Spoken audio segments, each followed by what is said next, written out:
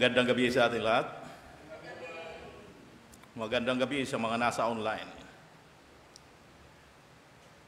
Tayo magpasalamat, tayo narito sa bahay-sambahan, kahit marami tayong problema sa pamahalaan, pagtama ng mga kalamidad sa ating bansa, tayo pa rin nagkakaisa sa pagpuri sa Panginoon.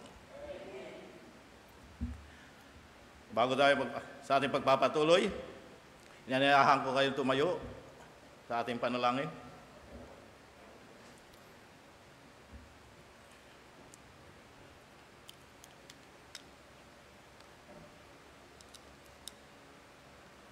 Tayo manalangin. Panginoon Diyos na makapangyarihan sa lahat, narito po kami muli, sama-sama na magpupuri at pagsamba. Salamat sa biyaya ang aming tatanggapin mula sa mga salita. Nawa pangunahan kami ng inyong banal na Espiritu, magbunga sa aming puso ang hamon ng mensahe. Salamat sa dakilang pag-ibig na patuloy nagpapalakas sa aming kaluluwa.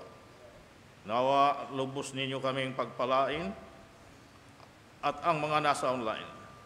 Patawarin po ninyo kami sa aming mga kasalanan at linisin ang aming puso.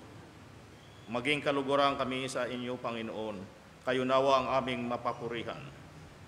Ang mga kapatiran parating, inyo pong ingatan at makarating ng ligtas, makasama namin sa aming pagsamba. Bigyan ng talino at husay ang lahat ng gaganap na gawain. Ito po ang aming dalangin sa pangalan ng Panginoon Hesus. Amen. Manatiling nakatayo sa pag-awit. Magandang gabi po sa ating lahat. Good evening po. Good evening. Welcome po muli sa ating pananambahan dito sa Bethany Baptist Church, Cubao. Tayo po'y magpuri sa Panginoon. Tayong umawit, I am resolved.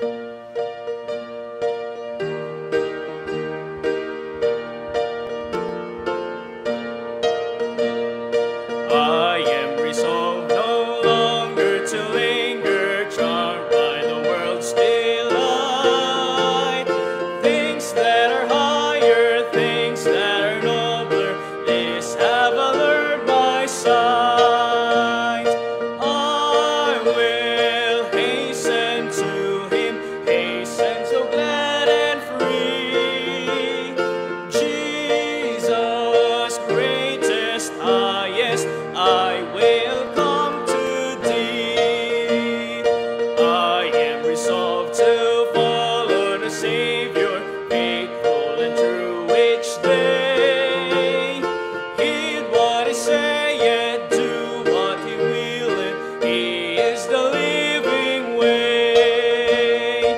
I will hasten to Him, hasten so glad and free. Jesus, greatest, highest, I will come to Thee. I am resolved, and who will go with me? Come, friends, without delay. Taught by the Bible, led by the Spirit, we'll walk the heavenly way. I will hasten to Him, hasten so glad and free. Jesus, greatest, highest, I will come to Thee. Amen. Sa ating sunod na witin po, seek ye first.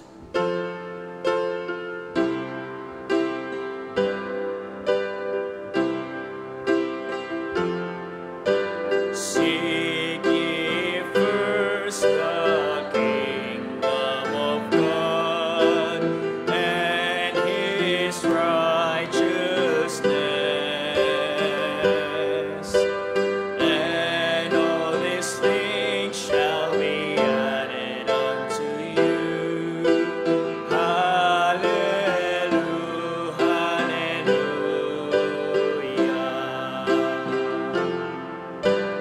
And shall not live by bread alone, but by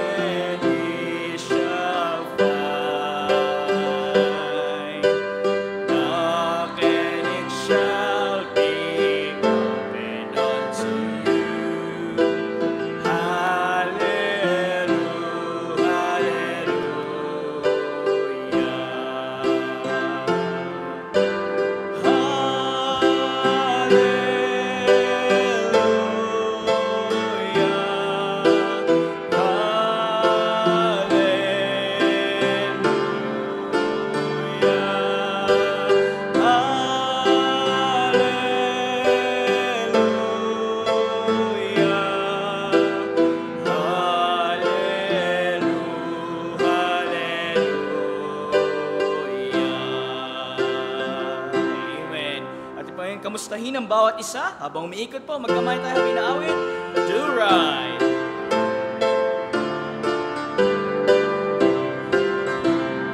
Right is always right and wrong is always wrong, and we must learn to separate the two. If you love the right, the Lord will give you light. So seek the right in everything you do. Do right till the stars fall. Do right till the last call. Do right when there's no one else to stand by you. Do right when you're all alone. Do right though it's never right. Since you love the Lord, do right, do right, do right till the stars fall. Do right till the last call. Do right when there's no one else to stand by you. Do right when you're all alone. Do right though it's never done. Do right since you love the Lord. Do right, do right. Amen. Maraming po tayo magsiupo. Yan po, para po sa ating mga announcement and reminders. Ayan po, mga paalala. Ating pong daily Bible blessings. Ayan, patuloy pa rin po yan. Every morning from Monday to Saturday via Bethany Cubao Members Group Chat, Facebook page, and YouTube channel. Yan, every Wednesday po, ito po ating ginaganap. 7 p.m. Dito po sa ating auditorium, midweek service, and prayer meeting. And every Sunday naman po, 9 a.m. ang ating Sunday worship service. Ang ating tema sa darating na linggo po, October 5, ang imbitasyon kay Mephibosheth. Yan, Mephibosheth. 2 Samuel 9, 1-13. Yan. At sa ating pong New Life class, every Sunday po yan after ng morning worship service sa panguna po ni Maminda Fulgar. Yan. Sa Goy Cubao, meron rin po silang gawain. Every week po yan. Ito po ang kanilang mga weekly activities. Bible study every Wednesday and Saturday. At BKBC and track distribution every Saturday naman po yan. At sa Camarin naman po, Caloocan City, ang gawain po doon every Friday. Home Bible study, prayer, fellowship, and monthly worship service. Sa San Mateo naman po, every Saturday po ang gawain doon, home Bible study. At sa Taytay naman po, every Saturday din po ang worship service.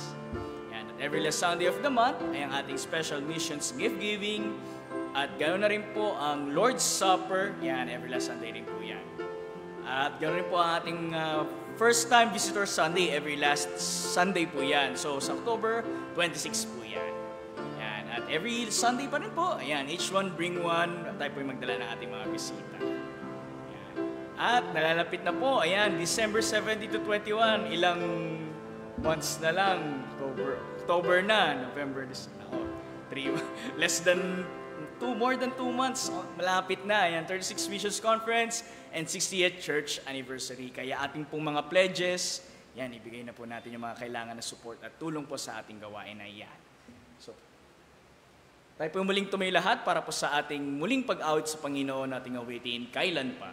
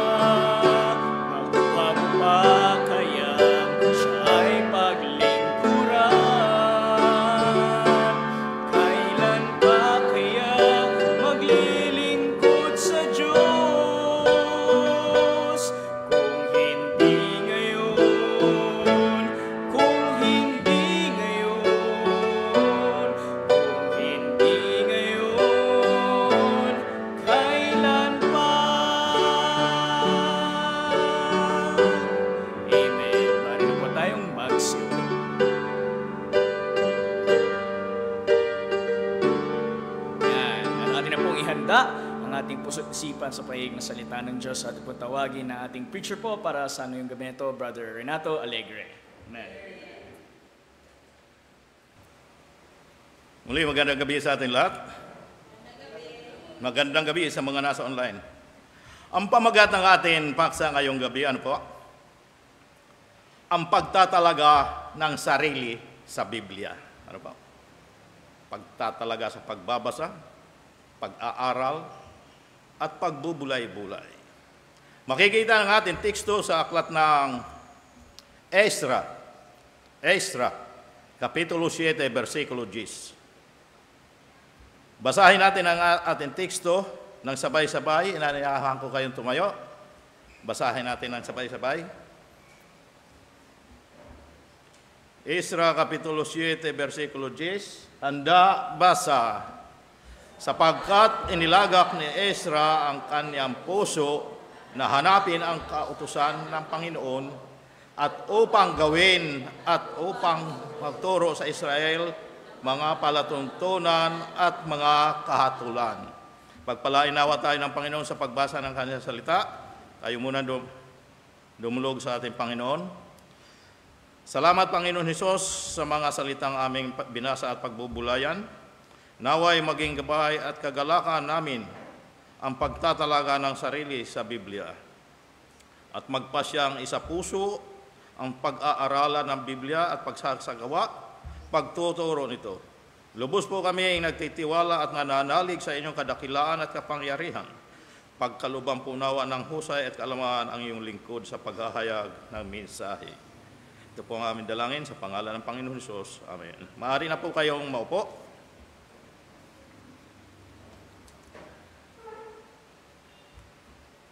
Ang pagtatalaga ng sarili sa Biblia. Hango sa Ezra, Kapitulo 7, versikulo 10. Ano po? Bilang background, ukol kay Ezra. Siya ay nabuhay at naglingkod sa Diyos matapos mawasak ang kaharian ng Israel at Juda. Ang okupado na ng ang Jerusalem ng Persia. Ano po? Maaring mataas ang katungkulan ni Ezra. Ano po? Kaya, mataas ang kanyang katungkulan sa kanilang bansa. Kaya, ang ating teksto, ang pagtatalaga ng sarili sa Biblia. Ang buhay ng isang mananampalataya ay hindi lamang nakabatay sa dami ng kanyang narinig o nababasa, kundi sa antas ng kanyang pagtalaga sa salita ng Diyos. Kung paano si Ezra ay nagpasya sa kanyang puso na italaga ang kanyang sarili sa pag-aaral, pagsasagawa at pagtuturo ng kautusan ng Panginoon. Gayon din, dapat ang ating maging tunguhin, bilang mga alagad ng Diyos. Ang Biblia ay hindi lamang aklat ng impormasyon. Ito ay aklat ng transformasyon o pagbabago. Sa bawat pahina ay may tagubilin. Pangako at kapangyarihan upang baguhin ang ating kaisipan at pamumuhay. Ang tanong, tayo ba ay tunay na nagtatakda ng panahon at puso upang bigyan halaga ang salita ng Diyos? Mayroon tayong tatlong pangunahing punto. Ang ating unang punto, sabi, isapuso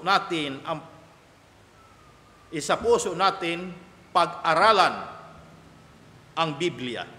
Ay nga, sa ating teksto, sabi nga, sapagkat inilagak ni Ezra ang kanyang puso na hanapin ang kautusan ng Panginoon at upang gawin at upang magturo sa Israel ng mga palatuntunan at mga kautusan. Ano po?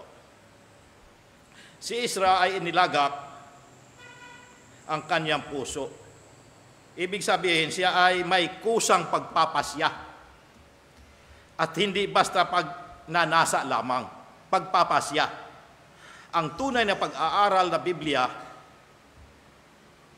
ay hindi aksidente, kundi sinasadyang hakbang ng isang pusong gutom ng katotohanan ng Diyos.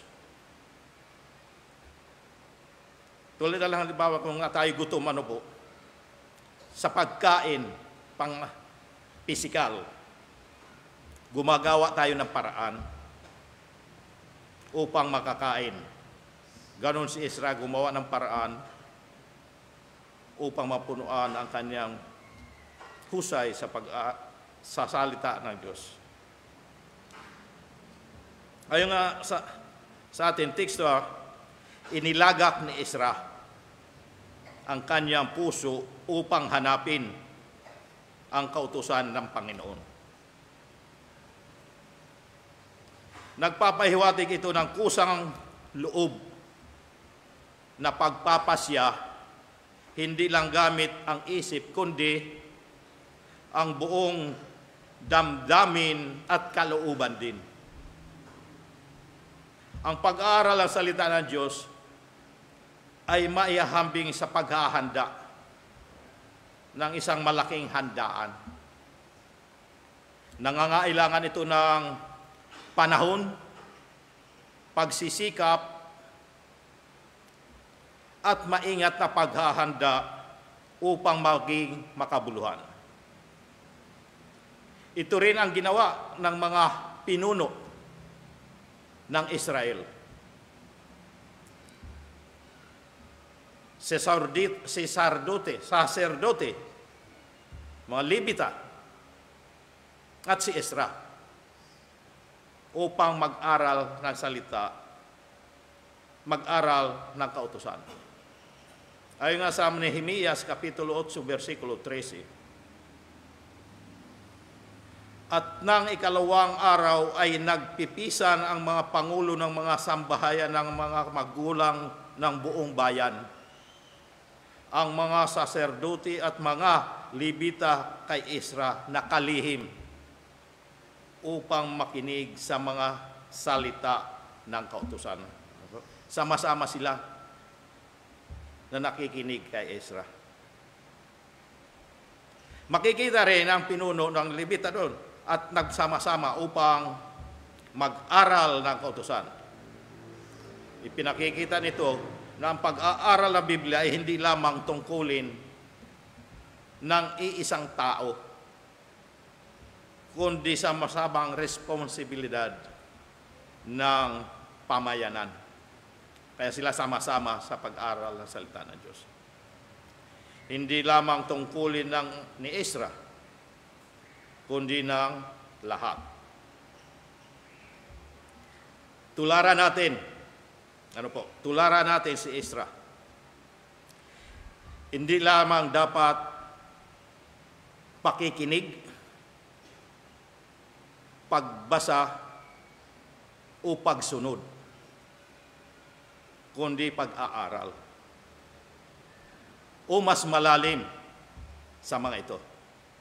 Tagbubulay-bulay, sikapin alamin ang kahulugan ng mga salita at mga relasyon nila. Unawain ang mga mahalagang punto, katotohanan at aral. Diretso lang basa, wala tayong mauunawaan. Kailangan unti-unti unawain at alamin ang mga praktikal na pagsasagawa sa buhay. Maaring isama na rin ang pagbubulay-bulay o meditasyon.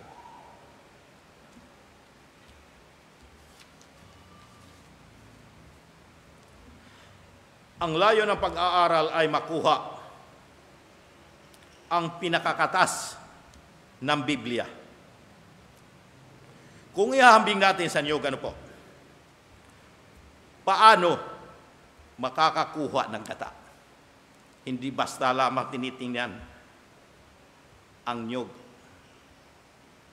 Masarap ang gata sa mga lutuing pagkain. Ano po? Ngunit paano makukuha ang gata? Hindi lang tinitingnan, hinahawakan, o aamuin, pakikinggan ang tunog ng nyog. Kung ikaw mismo ang gagawa, nahirap. Ano po? Kailan maghirap? Naliban na lamang kung bibili ka sa palengke, piga na. Pero kung ikaw mismo ang gagawa, mahirap. Tatanggalan ang balat, bibiyakin, kukudkurin. Ano po? At pipigain hanggang makuha ang gata. Ang pagbubulay-bulay ay lampas sa pagbabasa. Ito ay ang pagnguya ng katotohanan hanggang ito ay maging bahagi na ng ating kaluluwa. Kung ang salita ng Diyos ay parang nyog, ang ating tungkulin ay kunin ang katas nito. At upang magsustento ng ating espiritu. Gayon din, kung nais makakuha ng mga katotohanan sa Biblia para sa paglago ng buhay espiritual, kailangan natin magtiyaga.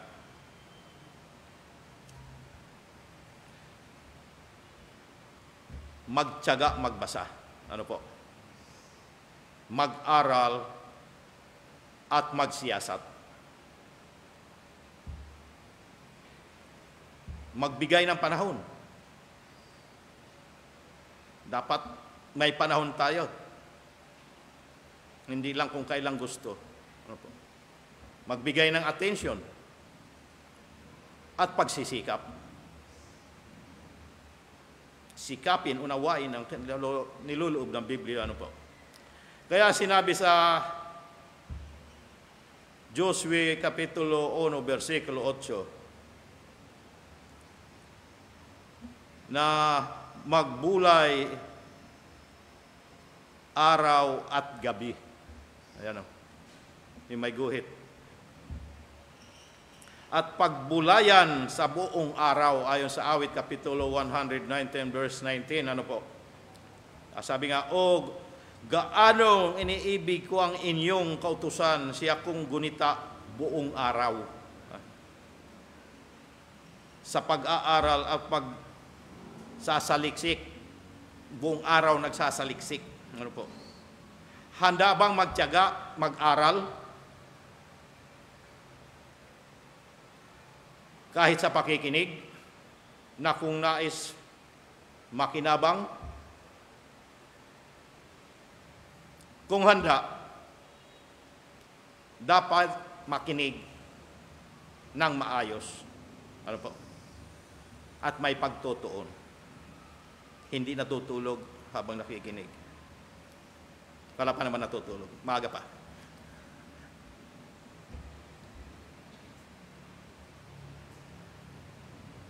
Ayon na kay A.W.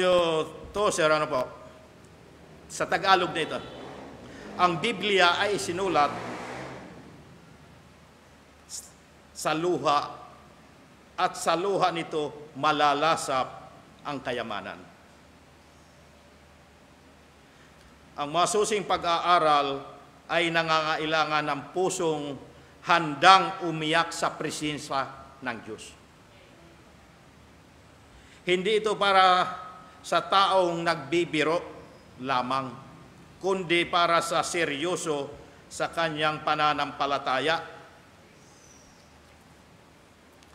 Kung ang Biblia ang mapa ng ating buhay, mapa, ang hindi pag-aaral ito ay katumbas ng pamumuhay ng walang direksyon.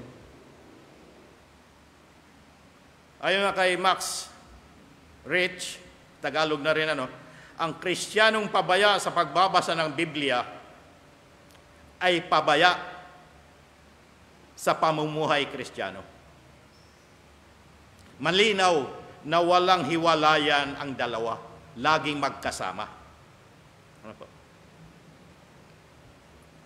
Ang ating kalawang bahagi o punto, sabi nga, isa puso natin isagawa ang Biblia. Ayon nga sa ating teksto, sapagkat inilagak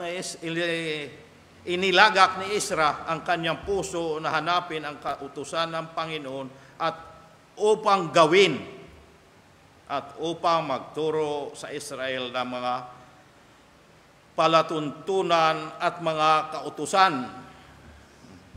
Ang pinakamahalagang ebidensya ng tunay na pag-aaral ng Biblia ay makikita sa pagsasabuhay nito.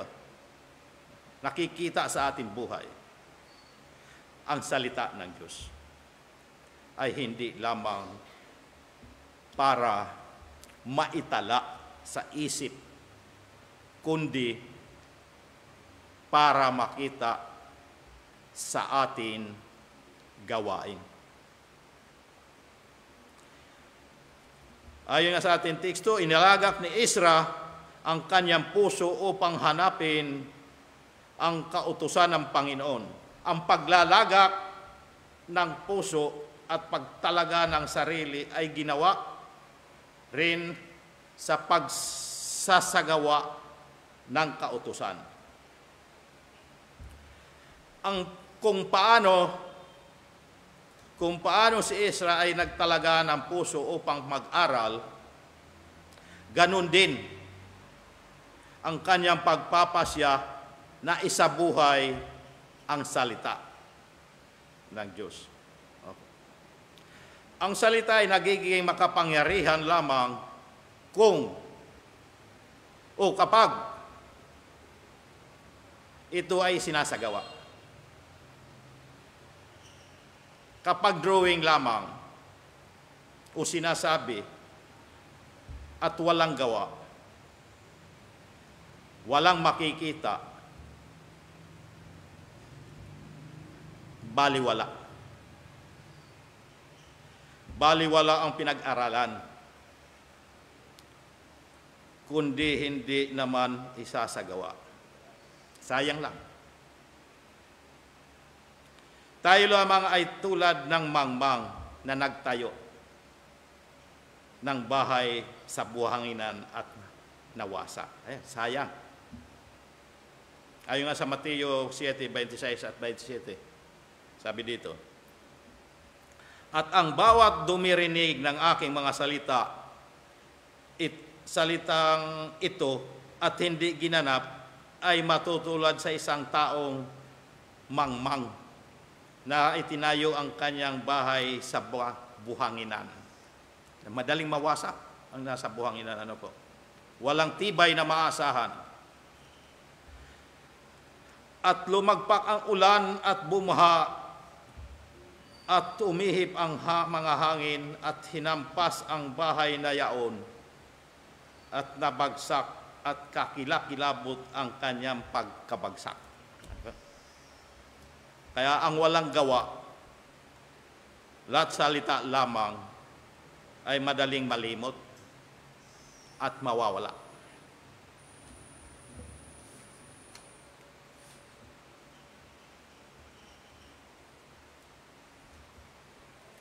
Kung tayo ay tagapakinig at di tagagawa, nililin lang natin. Linilin lang lamang natin ang ating sarili. Dinadaya lang. Ayon nga sa Santiago 1:22, datapwat maging tagapatupad kayo ng salita at huwag tagapakinig lamang na inyong dinadaya ang inyong sarili. Kaya dapat tayo nagsasagawa, sinasagawa din po. May panganib ang kaalaman, walang gawa. May panganib. Parang bahay sa buhangin. Ang tunay na karunungan ay hindi sa dami ng alam, kundi sa katiyakan ng ginagawa. Makikita ang ebidensya.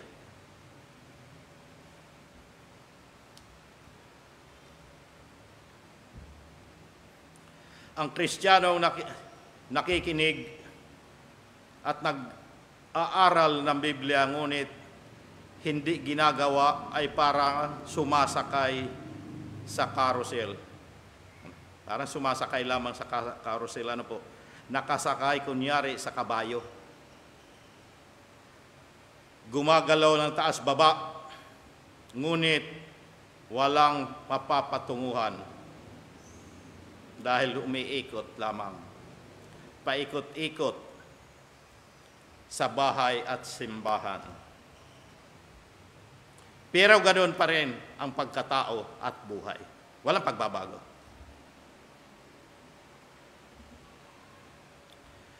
Bakit ganoon? Dahil hindi tunay ang kabayo. Kahoy lamang. Tulad ng kabayo ng carousel, ang pananampalatayang walang gawa ay parang kahoy lamang at walang buhay. Patay. Kaya paikot-ikot at walang mararating. Ang buhay na walang gawa ay tulad ng carousel, tila abala ngunit paikot-ikot lamang. Ang pananampalatayang walang gawa ay hindi makapagdudulot ng pagbabago. Ito'y parang laruan na gumagalaw, ngunit walang direksyon. Sabi pa ni Tomas Kempis, sa Tagalog na rin, sa araw ng paghuhukom, hindi itatanong kung ano ang binasa mo sa Biblia, kundi ano ang ginawa mo ng ayon sa Biblia. Kaya't ang pagsasagawa ay tanda ng pananampalatayang tunay. Tunay na pananampalataya. Ang ating pangatlong punto, isa puso natin ituro ang Biblia. Ayon nga sa ating teksto, sapagkat inilagak ni Ezra ang kanyang puso na hanapin ang kautusan ng Panginoon at upang gawin at upang magturo sa Israel ng mga palatuntunan at mga kahatulan. Ang turo ay nagiging epektibo lamang kung ito ay mula sa pusong puspos ng karanasan at pagsasabuhay ng katotohanan. Ang salita ng Diyos ay hindi lamang dapat manatili sa atin, kundi dumaloy sa iba. Ayon nga sa ating teksto, inilagak ni Ezra ang kanyang puso na hanapin ang kautusan ng Panginoon. Ang paglagak ng puso at pagtatalaga ng sarili ay ginawa rin sa pagtuturo ng kautusan. Katulad ng pag-aaral at pagsasagawa, ang pagtuturo ay bahagi ng kabuuan, pagtatalaga sa sarili. Ang hindi nag-aaral at hindi nagsasabuhay ay walang karapatan o lakas na magturo dahil kulang sa kalaman at karanasan. Mahalaga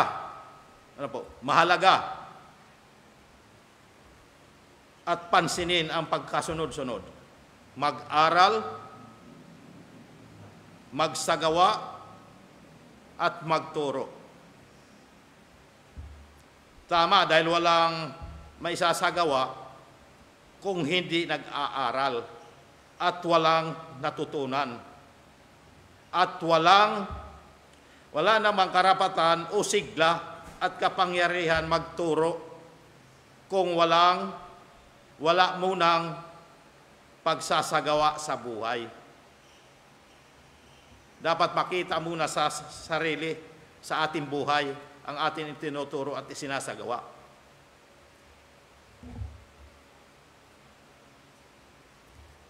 Ang pagtuturo ng salita ng Diyos ay hindi lang nakasalalay sa talino o dami ng kaalaman,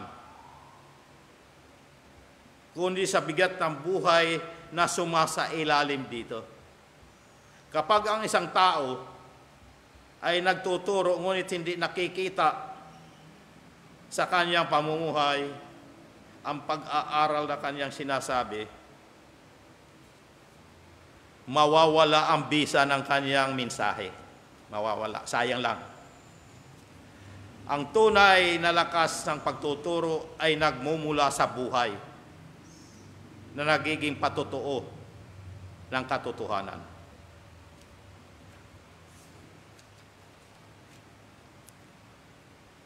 Nagbabahagi at nakapagtuturo na ba ng Biblia? Kung hindi, maaaring walang maituro dahil hindi nag-aaral.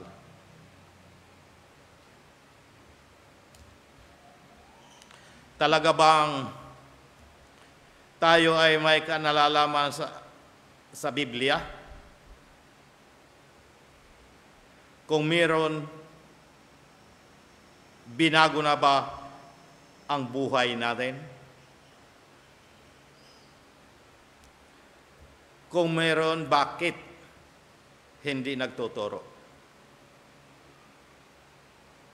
Kung tayo hindi nagtuturo, baka wala tayong sapat na natutunan o hindi ito nagiging bahagi ng ating buhay. Ang tunay na kaalaman ay laging may kasamang pagbabahagi.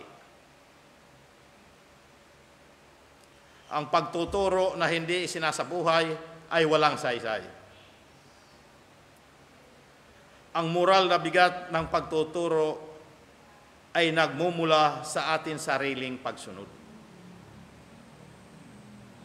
Kaya dapat magturo. Ang pagtuturo ay hindi lang trabaho ng pastor at guro. Ito'y tungkulin ng lahat ng mananampalataya. Kaya walang exemption. Lahat ng mananampalataya. Dapat magturo ang mga magulang sa mga anak. Ayon nga sa Deuteronomy Kapitulo 6 hanggang 8, at ang salitang ito na aking iniutos sa iyo sa araw na ito ay sa iyong puso. Itatanim sa puso, sa 7, at iyong ituturo ng buong sikap sa iyong mga anak at iyong sasalitain tungkol sa kanila pagka ikaw ay nakaupo sa iyong bahay at pagka ikaw ay lumakad sa daan at pagka ikaw ay nahihiga at pagka ikaw ay bumabangon. Ituro sa mga anak ng buong puso. Kahit kayo nakaupo habang nagkwekwentuhan, ituro. Pag lumalakad, sama-sama naglalakbay dahil pinalaya sa bahay, maituro ang salita ng Diyos. Pagkagising sa umaga, o pagka nakahiga, ituro sa mga kasambahay, kasama sa bahay. At sa pagbangon, siyempre. At iyong itali na pinakatanda sa iyong kamay na mga magiging pinakatali sa iyong noo. Ayan. Ang tahanan ang unang paaralan. Sa bahay hinuhubog ang mga anak upang matuto. Dapat magturo ang kapatiran sa isa't isa. Ay. Sabi nga sa Kalusas, Kapitulo 3:16, sa banda, mahaba pa. Manahan nawang sagana sa inyo ang salita ni Kristo ayon sa buong karunungan, kayo'y mangagturuan at mangagpaalalahanan sa isa't isa. Ayun. Sa pamamagitan ng mga salmo at mga himno at mga awit na ukol sa Espiritu na magsiawit kayong may biyaya sa iyong puso. Magturuan sa isa't isa, sama-samang pagtutulungan sa pananampalataya. Dapat magturo ang Kristiyano sa mga hindi ligtas. Ayun nga sa Mateo 28:19. Dahil dito magsiyaw nga kayo at gawin ninyong mga alagad ang lahat ng mga bansa na sila'y inyong bautismuhan sa pangalan ng Ama at ng Anak at ng Espiritu Santo. Ito ang dakilang tungkulin ng lahat. Ibahagi natin ang atin tinatanggap. Ayon nga kay Ben Sabner, sa Tagalog na rin, maraming Kristiyano ang busog na busog sa pagpapala ng Ebanghelyo. Samantalang milyon ang di pa nakakatikim.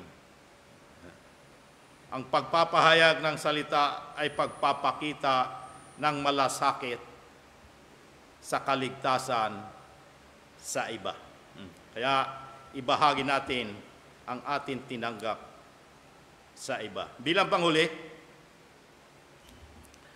ang salita ng Diyos ay hindi lang binabasa, kundi ito ay dapat rin isa puso, isagawa at ibahagi. Tulad ni Ezra, tayo'y tinawag na italaga ang ating puso sa buong kabuuan ng kalooban ng Diyos. Kung nais natin ng pagbabago sa ating pamilya, simbahan at bayan, magsimula ito sa atin personal na pagtatalaga sa Biblia. Huwag tayong makontento. Huwag tayong makontento na maging tagapakinig o tagapagmasid lamang. Ang hamon ay maging tagapag-aral, tagagawa, at tagapagturo ng salita ng Diyos. Sapagkat sa ganitong paraan tayo tunay na nabubuhay ayon sa Kanyang kalooban. Magandang gabi. Tayo manalangin. Salamat, Panginoon Diyos, sa mga biyaya at pagpapalang kaloob sa paksang ang pagtatalaga ng sarili sa Biblia. Naway isa puso at palaging pag-aralan, isagawa at ituro ang Biblia. Bigyan ninyo kami ng kakayahan magbahagi upang marami pang kaluluwa ang manalig at magtiwala sa Biblia. At maging daang kami upang lubos makilala ng iba ang iyong kadakilaan at kapangyarihan. Sa pangalan ng Panginoon Hesus. Amen.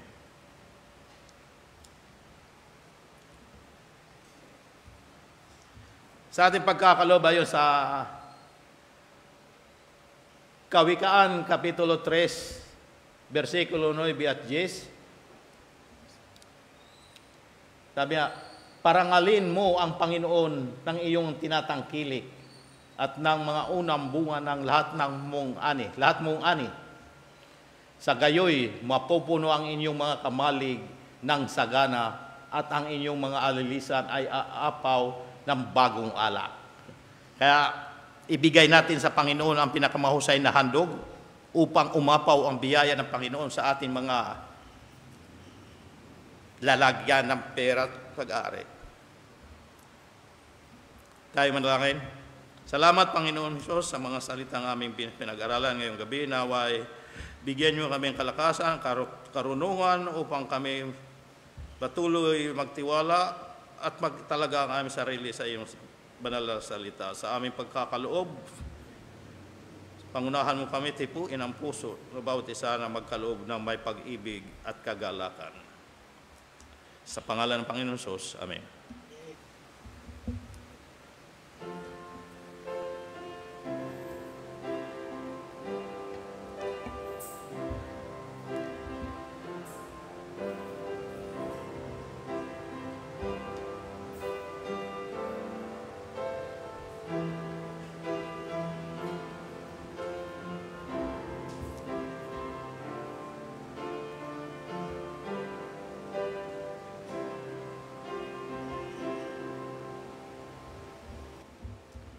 Salamat, Panginoon, sa natapos na aming pagkakaloob. Nawang salapin aming nakalap ngayong gabi.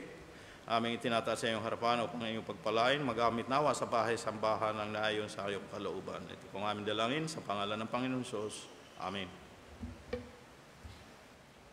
Tayo po muling tumay lahat para po sa ating huling awitin, ating awitin alay sa iyo.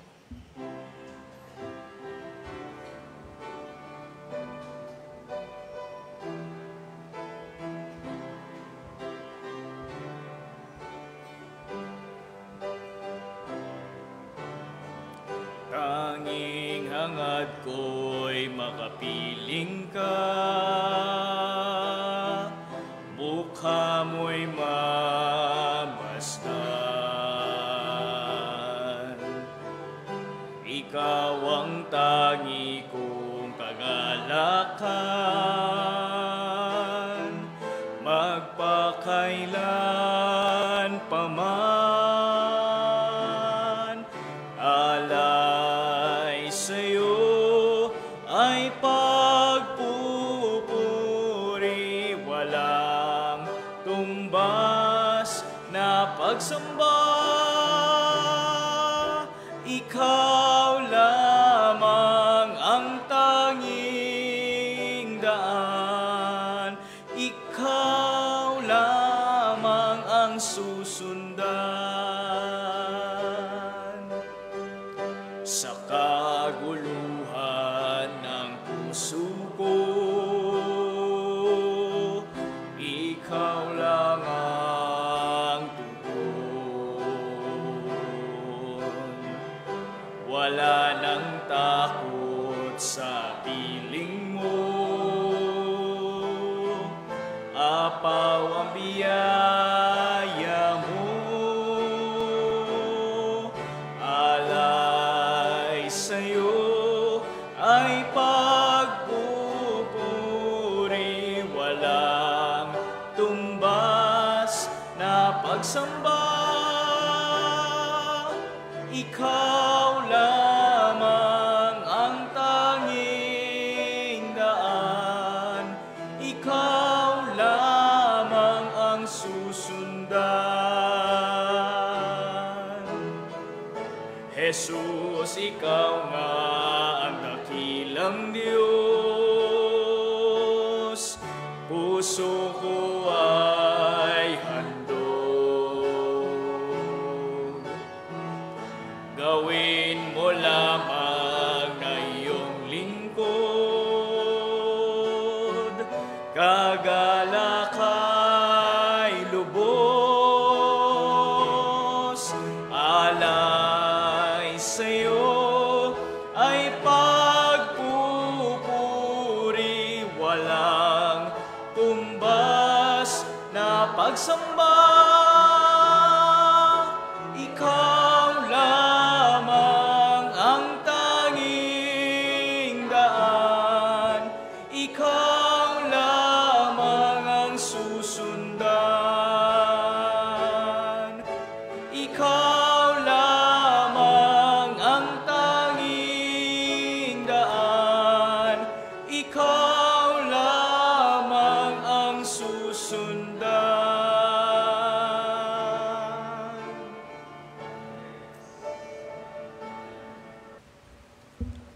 Tayo manalangin. Panginoon Diyos na makapangyarihan sa lahat, muli po namin pinapuri ang iyong kadakilaan at kaluwalhatian. Salamat po sa biyayang tinanggap ng aming puso't kaluluwa na nagpapatatag sa pagtitiwala sa inyong mga salita. Salamat sa hamon ng pagtatalaga ng sarili sa Biblia. Nawa palaging pag-aralan, isagawa at ituro ang Biblia at bahagi sa iba. Bigyan po ninyo kami ng kakayahan magbahagi upang huwag kaming makuntinto na tagapakinig o tagamasid, kundi tagatupad at tagagawa. Nawa tumimo sa puso't isipan at makita sa aming buhay ang hamon ng paksa. Salamat sa lahat ng gumanap at kabahagi sa gawain. Ang biyaya at pagpapala ng Panginoon patuloy nawa sumagana sa atin at sa mga nasa online. Kung inyo pong luluubin, ang mga samot dalangin ninyo pong tugunin. Sa aming pag-uwi, ingatan po ninyo kami makauwi ng ligtas. Ito pong aming dalangin sa pangalan ng Panginoon Hesus. Amen.